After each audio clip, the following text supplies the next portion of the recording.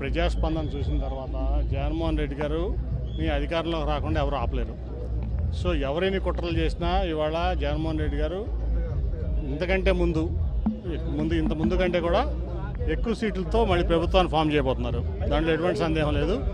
కాబట్టి ఎటువంటి కుట్రలు, ఇటువంటి కుటీల రాజకీయాలు ఇవన్నీ కూడా ఆపితే మంచిదని చెప్పి నేను అందరికీ, ఎవరైతే ప్రతిపక్షాలు ఉన్నారో వాళ్ళందరికీ కూడా నేను మనవి చేస్తాను. ఫస్ట్ పోలీస్ ఇన్వెస్టిగేషన్ ఇమీడియట్ జరగాలి. అది ఎందుకంటే నాకు ఫస్ట్ ఒక టప్ అని సౌండ్ వినపడింది. నేను అక్కడ ఉన్న 40 సెకండ్ తర్వాత సీఎం గారు చేయి పెట్టుకుని కిందకు తోలడం చూశాను. నేను ఇంకా ఇదైందనుకుంటే ఈలోపు దెబ్బ వెళ్ళి పక్కనే వెల్లంపల్లి గారికి కూడా కంటికి చాలా తీవ్రమైన గాయం అయింది. ఇవాళ ఇది చాలా తీవ్రమైన పరిణామం, మామూలు పరిణామం అట్లాగే ఉంది కదా. ఇప్పుడు నేను అనుకుంటా ఏంటంటే, ఇప్పుడు వివేకానంద స్కూల్ ఉంది పక్కన, టార్గెటెడ్గా చేయకపోతే అది జరగదు. అది కంపల్సరీ ఏదో కుట్ర ఉంది దీంట్లో. లోకేష్ 600 మందిని హైర్ చేసుకుని ఒక 4 ఏళ్ళ నుంచి ఇదే పనిలో ఉన్నాడు. సోషల్ మీడియాలోనే బతుకుతున్నాడు అతను.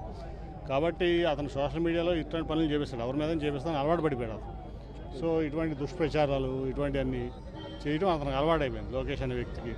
ఇది ఖచ్చితంగా కూడా ఇమీడియట్గా చాలా తీవ్రంగా పరిణమించి మేము ఇక్కడే కాదు, ఢిల్లీలో కూడా ఎలక్షన్ కమిషన్ మేము దాన్ని రిప్రజెంట్ చేస్తాం.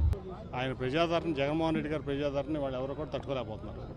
ఎస్పెషల్లీ విజయవాడలో తట్టుకోలేక ఈ ఓర్వలేక చేసినటువంటి పని ఇది. దాంట్లో ఎవరైతే ఉన్నారో దోషులను బయట తీయాలి.